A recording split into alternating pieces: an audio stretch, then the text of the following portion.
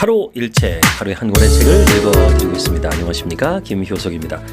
오늘 86번째 책을 소개해드립니다. 바로 드디어 제 책 OBM 설득 마케팅 책을 소개하게 됐습니다. 이제 녹음하려고 제 책 표지를 검색하려고 네이버 책 했더니 깜짝 놀랐어요. 저도 몰랐는데 제 책이 베스트셀러네요. 야, 그 마케팅 분야 100위에 2주간 들었더라고요. 그럼 베스트셀러거든요. 오, 야, 몰랐네. 순위도 괜찮아요. 야, 출판사는 책 잘 안 나간다고 나한테 그랬는데 엄살이었네요. 감사합니다. 다 이렇게 제 강의를 또 들어주시고 유튜브 사랑해 주시고 이런 분들이 또 구입해 주셔서 감사드립니다. 아유, 고맙습니다. 그러니까 아시죠? 저랑 아직 책 구입 안 하셨더라도 카카오톡에 김효석을 검색하시면 제가 늘 유튜브에 써놨잖아요. 유튜브 이북 받을 수 있다고. 오프닝까지. 요것도 감질나죠. 그래서 구입하셨나? 마케팅이에요. 맛보기 강의, 맛보기 책. 그래서 이북으로도 무료로 오프닝까지는 받아보실 수 있어요. 근데 그거는 개정되기 전 오프닝이고요. 지금 여러분 사보시는 책들은 이제 개정 후의 책입니다. 자, 제 책 하루 일책 이렇게 보신 분들은 이미 OBM 설득 마케팅 책 다 사서 보셨으리라고 추측을 합니다. 감사드립니다. 이 책을 쓰게 된 배경은요, 커뮤니케이션 노이즈라고 있어요. 제가 늘 강의할 때 얘기하는 건데, 스캐너 교수가 그에 져서 리더십을 위한 커뮤니케이션에서 영리, 비영리 단체 조직원을 대상으로 벌인 연구를 발표했는데요. 같은 언어와 문화 속에서 조직원 상하 간 커뮤니케이션의 전달률은 최대 70%를 넘지 않는다고 했어요. 그러니까 실제로 1분 동안 들은 이야기를 한 5분 후에 다른 사람에게 해보라고 제가 테스트를 해봤더니 평균 30%밖에 전달하지 못하더라고요. 저는 스피치 교육할 때 이걸 되게 많이 하거든요. 신기해요. 힘들어요. 그래서 어떻게 하면 설득을 잘할 수 있을까 해서 만든 공식이 OBM입니다. OBM으로 설득하자. 공식화시킨 거예요. 오픈, O입니다. Believe의 B, Move의 M입니다. 그래서 OBM 설득 마케팅이에요. 소통에 대해서 제가 연구를 하다 보니까 이게 점점점 소통이 중요한 시대인데 사람들은 준비를 안 하고 있더라고요. 그래서 이 책을 쓰게 됐습니다. 우리가 수렵이나 채집 활동을 했던 원시 시대나 농경 사회는요, 힘세고 성실한 사람이 대세였거든요. 그런데 지식 사회에서는 또 성실히 공부하는 사람이 대세였어요. 하지만 지금은 또 지식 사회가 아닙니다. 초고속 정보화 시대예요. 이제는 인간관계에서 소통, 설득 이런 것이 대세로 자리 잡았습니다. 주변을 둘러보자고요. 하루에도 수백 명의 사람을 만나고 대화하고 또 이런 게 얼마나 많습니까? 인터넷을 통해서 SNS에 맺어진 수만 명과 소통하고요. 성공의 길을 달리는 일들이 얼마나 많습니까? 그런가 하면 그 이면에 관계와 소통의 어려움을 겪고 수없이 좌절하는 사람도 누구 못지않게 많습니다. 이제 시대 핵심을 잡아야 돼요. 소통과 설득 능력을 잡기 위해서 더욱 신경을 써야 되는데요. 저는 좀 어려운 집안 사정 덕분에 일찍 영업에 눈을 떠서 많은 소통 경험을 했습니다. 혈기왕성할 때는 저만 그 기술을 좀 썼어요.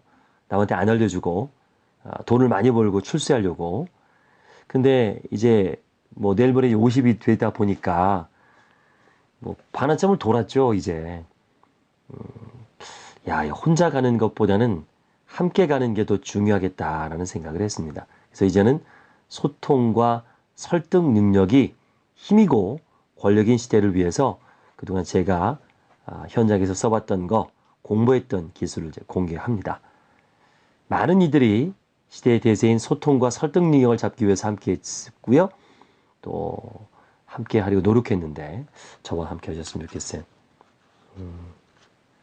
그래서 이 책을 썼습니다. 그래서 오픈은 열자, believe는 믿자, 그리고 move는 움직이자입니다. 파트별로 좀 나눠서 말씀을 좀 드릴까요? 우리가 설득한다고 하면 좀 부드럽게 말하면 설득이라고 착각하는 경우가 있습니다. 예를 들면 아들 열심히 공부해야지. 아침에 새벽에 학원 가고. 새벽엔 학원 안 가는구나 아이들은. 그러니까 부드럽게 말한다고 설득이 아니거든요. 일단 강하게 얘기하면 강요고 부드럽게 부탁하면 설득이라고 하는데 나는 부탁이라고 생각을 해요. 나는 설득이라고 생각해요. 하지만 받아들이는 사람은 강요로 받아들이는 경우가 대부분이거든요. 그러니까 설득과 강요는 동전의 양면 같아요. 어떻게 뒤집느냐. 설득을 해야 되는데 어떠세요? 강요하는 일이 많죠. 설득해야 되는데 나는 설득한다고 하는데 사실은 급한 마음에 강요를 합니다. 뭐 옛날에는 워낙 뭐 상명하복 또 위계질서가 확실했죠. 그래서 뭐 문제는 없었는데 요즘에는 윗사람도 이제 아랫사람한테 막 뭐라고 하면 안 됩니다. 그렇게 뭐 막 시키고 막 이런 거 아니에요. 학교에서도 기업에서도 좀 문화가 바뀌고 있습니다. 쌍방향 평가 제도가 일반화되고 있어요. 그래서 이제는 강요가 아닌 설득, 소통을 해야 되는 시대죠. 저는 오랫동안 이렇게 경험을 해보고 공부해 보니까 설득은 말이나 행동에 있는 게 아니라 여기에 있더라고요. 예, 마인드. 지금 내가 상대에게 강요하는지 설득하는지를 알려면 먼저 내 마인드부터 챙겨야 한다는 것을 알게 됐습니다. 쉽게 생각하면 간단해요. 내가 할 수 있는데 귀찮다는 이유로 남에게 시키는 일이라면 강요할 가능성이 높죠. 그런데 내가 할 수 있지만 시간이 없거나 여건이 안 돼서 시키는 일이라면 설득일 가능성이 높습니다. 내가 할 수 있는 일이라면 아무리 귀찮더라도 일단 해보는 거예요. 그래야 남을 설득하는데 필요한 경험을 먼저 쌓게 될 겁니다. 그래야 또한 시간이 없거나 여건이 안 될 때 자연스럽게 설득하는 능력을 쌓게 될 것이니까요. 설득과 강요의 구별법은 뭘까요? 이것 좀 해줄래? 이렇게 부탁했는데 상대방이 싫어요 라고 하면 무슨 생각이 드시나요? 아무리 정중하게 부탁을 했더라도 상대가 거절하면 욱 하는 감정이 올라오면서 기분이 나쁘면 이건 강요 마인드입니다. 이에 비해서 상대가 아무리 기분 나쁘게 거절해도 그것을 당연하게 받아들이면 그 이유가 무엇일까라고 상대 입장에서 생각하고 상대의 마음을 얻기 위해서 더욱 정성을 들이냐면 이것이 설득의 마인드입니다. 나는 지금 강요를 하고 있는지 설득을 하고 있는지 알아차리려면 먼저 자신의 마인드부터 챙겨야 돼요. 즉 설득하고 싶으면 상대가 싫어요 라고 거절하는 마음부터 받아줄 수 있어야 됩니다. 고운 말만 썼다고 설득이 아니고요. 거절을 당연한 것으로 여기고 그 상태에서 상대의 마음을 얻기 위해서 노력하는 마음을 챙길 수 있어야 됩니다. 그것이 설득의 고수가 되기 위한 첫 관문입니다. 설득에도 공식이 있거든요. 수학에는 공식이 있잖아요. 원리를 이해하지 못해도 일단 공식을 외워버리면 문제를 접했을 때 그 공식을 적용해서 쉽게 풀어갈 수 있습니다. 설득에도 공식이 있어요. 하지만 수학처럼 공식을 외우는 것만으로는 안 되죠. 수학은 숫자라는 움직이지 않는 답이 있습니다. 하지만 설득은 똑같은 표현을 했어도 움직이는 사람과 상황에 따라서 엉뚱한 답이 나올 수 있습니다. 그래서 설득의 공식은 수학 공식과 다른 방식으로 접근해야 됩니다. 그래서 제가 만든 게 OBM이에요. 어떻게 열어야 되는가. 이런 부분은 좀 호기심의 부분을 좀 초점을 맞췄어요. 여는 거, 궁금하고 관심 갖고 여기서부터 시작이잖아요. 그 believe는 신뢰죠. 믿어야 되죠. 또 감정적인 부분이 또 있습니다. 여기에는 믿음이라는 건요, 꼭 이론적인 게 아니라 그동안 쌓아왔던 그 사람과 관계, 여기도 있거든요. 그 믿음은 지금 당장 내가 아무리 좋은 뭐 이야기를 하고 맞는 얘기를 해도 그 전에 과거에 안 좋은 감정이라면 설득될 리가 없죠. 그리고 자, move, 움직여야죠. 계약해야죠. 행동해야 되죠. 여기에는 구체적인 방향 제시 그리고 촉진이라는 부분에 포커스를 맞췄어요. 쭉 뭐 설명을 드리도록 하겠습니다. 듣자마자 사고 싶은 화법을 제가 직접 만들어 드립니다. 010-4274-1163 010-4274-1163으로 문자 주세요.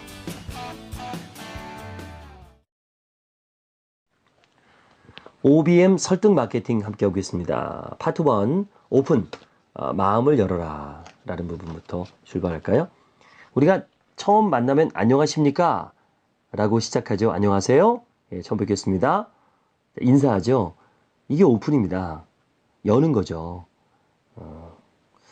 대문을 열어야 집으로 들어가죠. 깡통을 열어야 먹죠. 병따개를 따야 마시죠. 뭐든지 순서는 열어야 되는데 사람들이 급해요. 코끼리를 냉장고에 넣으려면 제일 먼저 뭐부터 해야 될까요? 냉장고 문을 열어야 됩니다. 마찬가지로 내가 고객의 마음속으로 들어가려면 제일 먼저 고객의 마음을 열어야 됩니다. 아무리 좋은 방법이 있다고 해도 냉장고를 열지 않으면 결코 코끼리를 넣을 수 없죠. 그래서 오픈의 3단계는요. 첫 번째, 궁금하게 하자. 두 번째, 갈등하게 하자. 세 번째, 필요하게 하자. 라는 단계로 접근을 합니다. 첫 번째, 궁금하게 하자입니다. 약장사 얘기를 제가 여기 썼어요. 참 약장사들은 엄청 사람을 궁금하게 만들잖아요. 처음부터 약을 파는 게 아니라 뭐 차력을 하거나 원숭이 쇼를 하거나 공연을 하거나 그래서 사람들이 관심을 사죠. 그런 다음에 약장사가 나오는데 첫마디가 그래요. 애들은 가라. 왜 애들을 가라 그러지? 뭔가 성인들만 보는 건가? 뭐는 특권의식도 생기면서 뭔가 궁금해지죠? 그리고 뭐 날이면 날마다 오는 게 아니야. 뭐 이런 얘기를 또 시작합니다. 더 궁금하죠? 그리고 뭘 보자기에다가 뭘 이렇게 씌워놓고 반만 보여줘요. 뭐 뱀꼬리 같은 게 보입니다. 구렁이 꼬리 같은 게 보여요. 그 구렁이가 세상에 대가리가 둘 달린 구렁이라는 거예요. 옛날부터 구렁이는 되게 영물이잖아요. 만약에 구렁이를 잡아서 죽이면 되게 재수없다고 얘기 많이 하거든요. 우리 뭐 옛날 문화가 그렇습니다. 근데 이거는 대가리가 둘 달린 구렁이라는 거예요. 굉장한 영물이죠. 뭐 그런 영물을 구경시켜 준다고 막 그러면 사람들이 궁금해서 못 갑니다. 자, 이런 방법들을 뭐 현대 마케팅에서 엄청나게 쓰고 있어요. 사람의 시선을 계속 잡는 거죠. 그래서 못 도망가게 시선을 끄는 방법들. 자, 여러분들 어떻게 궁금해 기술을 쓰고 계신지 모르겠어요. 그런 다양한 사례들이 이 책에 있습니다. 뭐 보험을 파는 거라든가 뭐 여행 상품을 팔았을 때 어떻게 하는가 또 오픈마켓에 대한 사례들이 제 책에 넣어놨어요. 또 궁금하면요 호감도를 더 높아져요. 우리가 같이 사는 부부들은요 별로 궁금한 게 없잖아요. 호감도가 떨어지죠. 예. 궁금과 호감도는 비례한다고 봅니다. 그래서 낯선 사람하고 가까운 사람하고 누가 더 설득이 잘 됩니까? 물어보면 대부분 낯선 사람이라 그래요. 왜? 호감도가 높으니까. 궁금증이 있잖아요. 낯선 사람은. 그래서 뭔가 가까운 사람끼리도 호감을 높이려면 뭔가 궁금한 점을 많이 만들 필요가 있는 것 같습니다. 신입사원 뽑는 면접도 똑같아요. 그 많은 사람 중에서 당신을 뽑아야 된다는 건 뭔가 호감이 있어서잖아요. 근데 그걸 끊임없이 궁금하게 만들어서 내 이야기를 듣게 만드는 거죠. 저의 사례가 있는데요. 이 책에서 이제 제가 대졸 신입사원 선발에 예비군복 입고 갔거든요. 양복이 아니라 예비군복을 입고 가서 합격한 사례가 있습니다. 궁금하시죠? 예, 그것도 수석 합격했습니다. 면접을 잘 봐서 예, 제 책을 보시면 됩니다. 궁금하시죠? 예, 호감도 어떻게 높일 것인가 뭐 그런 이야기. 그러니까 세일즈맨으로서 1년을 버티면 인정받아요. 그래서 13차월이 넘어가면 이제 TM 같은 경우에는 1년 넘어서 13차월이 넘어가면 이제 고차월이라 그래요. 고차월. 1년 넘기기가 어렵거든요. 보통 정착률이 40%대 정도 됩니다. 50% 넘기기가 그렇게 어렵다고 하더라고요. 보험업계가. 자, 이게 세일즈로 1억을 번다는 것은 고객이 그만큼 나에게 호감을 느끼고 상품을 구매했다는 것을 뜻하죠. 그래서 세일즈맨으로 성공하기 위해서는 그만큼 고객에게 호감을 얻는 전략을 구사할 줄 알아야 됩니다. 좋은 옷차림도 있고요. 좋은 목소리도 있죠. 또 기념품 같은 거 준비하는 거예요. 또 컨설팅을 해주는 거죠. 이렇게 도움을 주는 거예요. 상담을 해주거나 아주 좋은 방법이죠. 그래서 세일즈를 하면서 옷차림이나 외모에 신경을 쓰고 기념품도 잘 챙겨주면서 수시로 호감을 얻기 위한 노력을 하는 기본적인 자세를 갖춰야 됩니다. 뭐 너무 당연한 것이라고 생각하겠지만 다시 한번 점검해 볼 필요가 있겠죠. 그래서 제가 또 팁을 요거 드렸어요. 낯선 사람의 번호를 딸 수 있는 방법. 낯선 사람을 아주 즐겁게 웃으면서 그것도 호감도를 높여가면서 전화번호를 딸 수 있는 방법을 제가 여기 써놨습니다. 그리고 휴대폰을 입력할 때도 그래요. 저는 누구 소개를 받으면 소개해준 분 이름까지 같이 넣어주고요. 직책 넣어주고요. 뭔가 특징적인 부분들 또 넣어줘요. 그럴 때 전화가 왔을 때 기억을 잘하기 위해서, 그리고 멘트를 잘하기 위해서. 예를 들면 자동차 세일즈맨이 이렇게 메모를 해놓는 거예요. 아예 이름에다가 김나영 34, 아이 둘, 남, 흰소. 흰소는 이제 흰색 소나타를 줄임말이죠. 흰소 10일, 흰소 10일. 이건 11년씩을 얘기하는 거죠. 흰소 10일. 그 다음에 쇼핑몰 오너 13년 1월 구매. 뭐 이렇게 메모해 놓으면 이런 거죠. 전화 왔을 때, 아이고 김나영 사장님 쇼핑몰 잘 되시죠? 왜? 지금 아예 이름에 쇼핑몰이 떠버렸거든요. 바로 알 수 있죠. 아, 지난번에 구매한 차량 이상 없으시고요. 그 흰색이었죠. 아우, 금방 더러워 보이니까 세차 자주 하시고요. 참, 큰딸이 이제 몇 학년 됐죠? 기절 못한 거지, 몇 학년이지. 또 써놔도 자꾸 바뀌니까. 어쨌든, 아이가 둘이니까, 여남이니까, 큰딸이잖아요. 자연스럽게, 이제 몇 학년 됐죠? 이 정도 물어보면, 아, 맞다. 벌써 그렇게 컸어요. 이렇게 하면, 당연히 호감도가 높아지겠죠. 그리고 갈등하게 만드는 겁니다. 갈등. 우리는 갈등을 즐기는 거 아세요? 부잣집 아들과 부잣집 딸이 만나서 부모의 반대 없이 순조롭게 연애하고 축복 속에 결혼하면서 끝난 드라마 보실 적 있나요? 없죠. 꼭 한쪽이 문제가 생깁니다. 그리고 그걸 해결하면 또 문제가 생기고 또 문제가 생겨요. 동화에도 엄청난 갈등이 존재하죠. 인어공주는 가족과 목숨까지 버리는 갈등을 겪지 않으면 왕자를 만날 수 없는 거고요.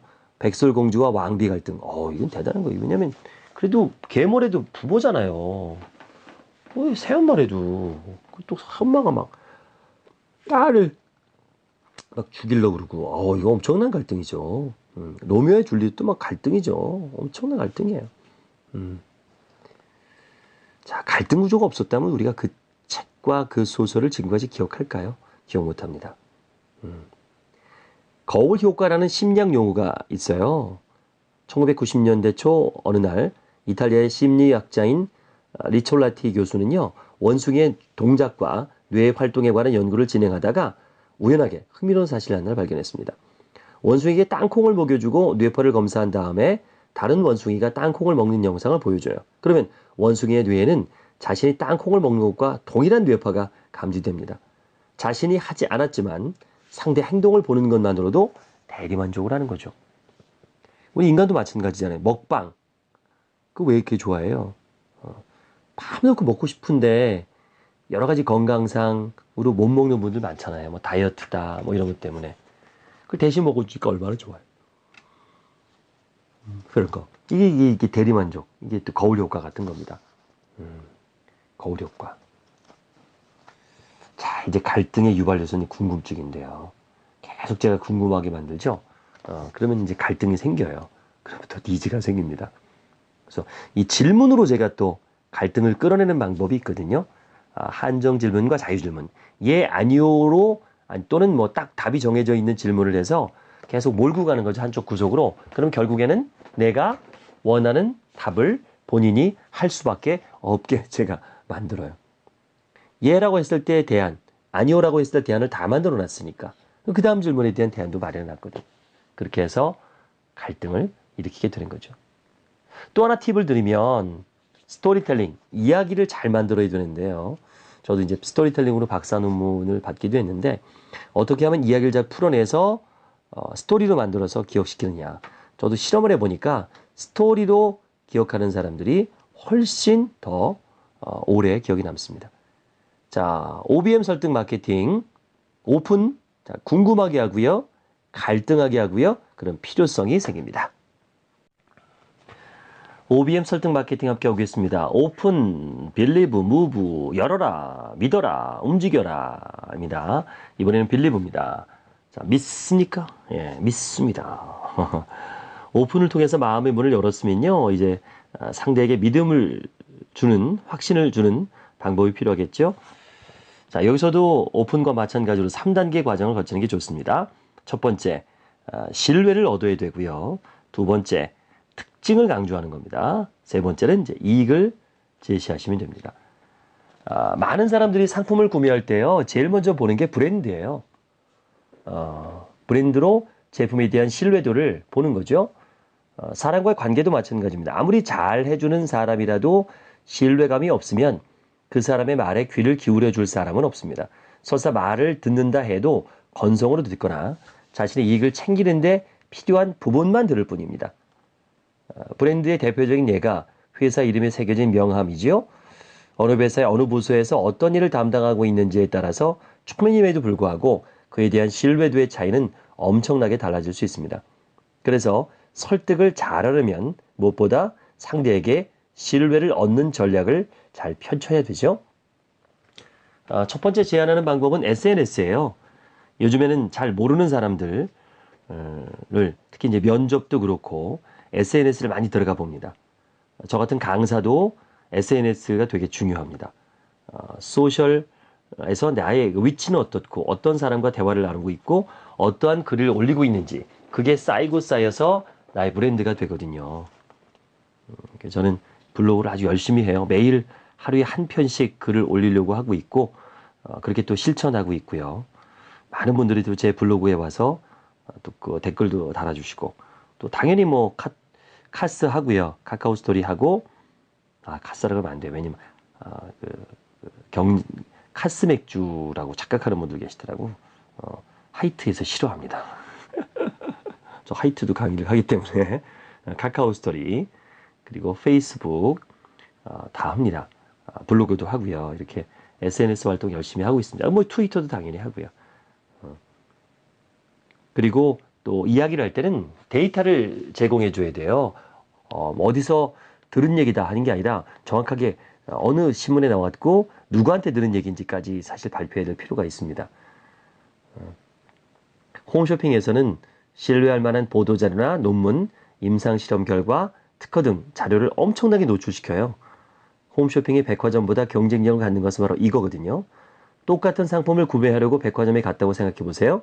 그곳에서 이러한 논문이나 자료를 보여주면서 고객을 설득하는, 설명하는 점원이 얼마나 있을까요? 물론 홈쇼핑의 지명도로만 본다면 유명 메이저 백화점보다는 신뢰도가 낮은 건 사실인데요.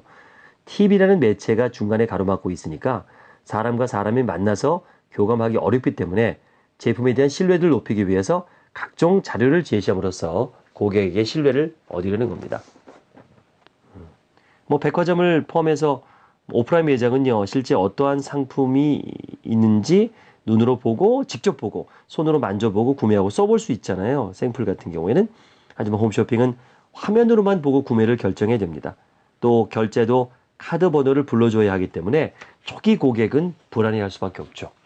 그래서 이런 심리적인 불안감을 낮추기 위해서는 신뢰할 만한 자료들을 보여주는 것에 더 많은 시간을 할애할 필요가 있습니다. 홈쇼핑에 연예인 게스트들이 출연하는 경우가 많잖아요. 이것도 사실은 신뢰를 주기 위해서 그런 거거든요. 본인 브랜드가 별로 없을 경우에는 연예인의 힘을 많이 쓰죠. 자, 누군가를 설득하고 싶다면 개별적인 일에만 연연하지 말고요. 먼저 큰 틀로 보고 나에 대한 신뢰도를 형성하기 위해서 노력해야 됩니다. 평소 내 주장을 뒷받침할 수 있는 데이터를 수집해서 꼭 필요할 때 유용하게 활용하는 전략을 수립해야 됩니다. 지금 당신은요, 자신이 이 분야의 전문가라는 신뢰감을 주기 위해서 얼마나 많은 데이터를 축적하고 계십니까? 또 중요한 것은 목소리입니다. 좋은 목소리. 이 부분에서 또 한 파트 썼어요. 팟빵이라고 있습니다. 팟빵. 앱을 설치하시면 돼요. 팟캐스트 하는 건데요. 팟빵 또는 팟캐스트라고 하는데 여기에 목소리 또는 김효석이라고 치면 보이스 코칭 삼국지라는 방송이 있습니다. 그 방송을 무료입니다. 매주 지금 저랑 성우랑 성악가랑 셋이서 아나운서랑 이렇게 제가 아나운서 출신이니까 같이 해서 매주 녹음하고 있고 방송하고 있거든요. 공짜입니다. 그 방송을 계속 들으시면 반드시 목소리가 좋아집니다. 제가 장담합니다. 제가 12년간 학원을 하면서 스피치 학원을 하면서 수천 명의 사람을 바꿨거든요. 그 노하우로 알려드리는 거니까 믿으셔도 됩니다. 신뢰가 가지 않습니까? 12년이라는 연차와 수천 명이라는 숫자를 얘기했더니 신뢰가 가죠? 그 다음에 이제 특징을 강조해야 돼요. 그러니까 완전 초짜. 이건 많지 않습니다. 예를 들어서 내가 콜라를 새로 개발했어요. 콜라에 대해 설명할 필요 없죠. 왜 내 콜라는 다른 콜라와 다른지. 내가 수분 크림을 개발했어요. 수분 크림은 수분을 공급해주는 크림이잖아요. 그래서 성분들도 비슷비슷해요. 이 콜라겐도 들어가 있고 여러 가지 들어가 있겠죠. 근데 그보다 거기 없는 기존에는 없는 원료를 썼다거나 아니면 더 수분이 많다거나 또는 악마 크림 그래서 오래 경쟁사보다 오래 간다거나 그거 하나만 갖고도 팔 수 있거든요. 그렇게 특징을 얘기하는 거예요. 특징을 많은 얘기가 필요 없습니다. 아마추어일수록 정보를 많이 줘요. 고수일수록 정보의 양이 적고요. 그 안에서 확실하게 짚고 넘어가는 신뢰를 줍니다. 또 그 다음에 제가 세탁기 팔던 얘기를 했어요.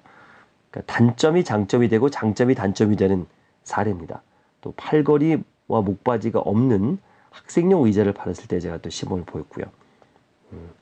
내가 시각을 바꾸면 보여요. 서울의회 시각 바꾸기. 여기도 그렇잖아요.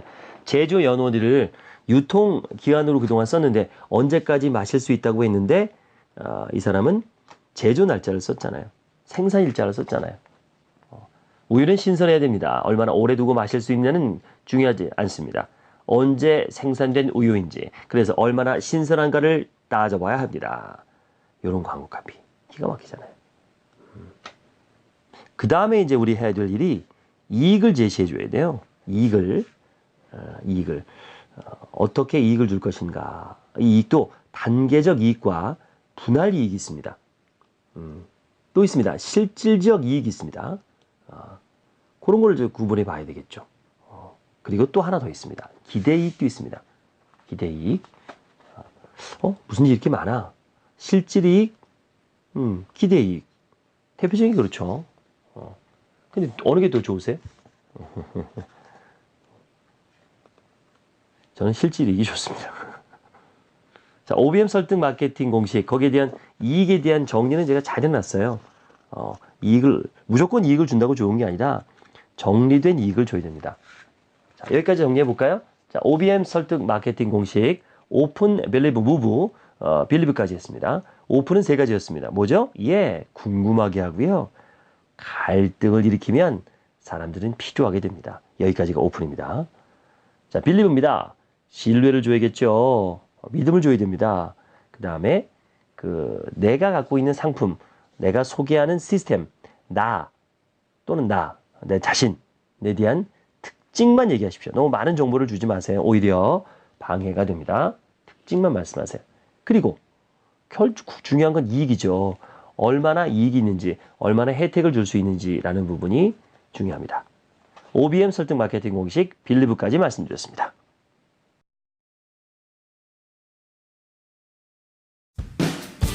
듣자마자 사고 싶은 화법을 제가 직접 만들어 드립니다. 010-4274-1163, 010-4274-1163으로 문자 주세요.